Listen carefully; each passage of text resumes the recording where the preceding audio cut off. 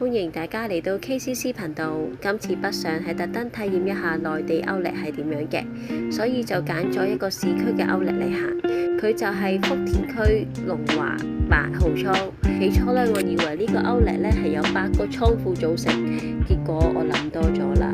佢同香港東涌東薈城嘅感覺其實差唔多，只係 B 一層咧就有少少似倉庫咁啦。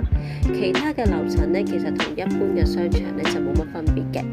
估唔到嘅係咧，我哋竟然喺 B 一層咧逗留咗2個鐘，買咗3對波鞋同1個背囊。其實折扣咧計翻嚟咧，就同香港杏花新城嘅運動村區差唔多，唯獨就可以講就係可以退稅啦。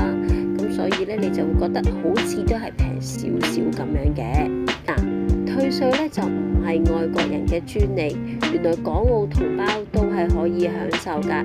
只要咧你唔係居於內地超過183日，又單一買滿咗200蚊以上，憑住單一收據咧就去到8號倉3樓嘅 VIP 服務專區，將回鄉卡、收據同埋貨物交俾職員，佢就會出呢一個退稅單俾你。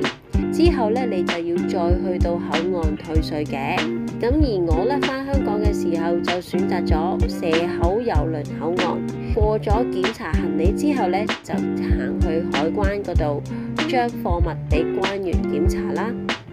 由於海關嗰度咧係唔可以影相或者錄影㗎，我唯有將當時嘅情況咧就用 AI 生成幅圖咧俾大家睇一睇。關員會逐樣將貨物攞出嚟睇，所以如果你真係買咗好多嘅話咧，你就記得預留多少少時間做檢查啊。過完關之後咧，就要直行到尾，轉左就會見到間銀行。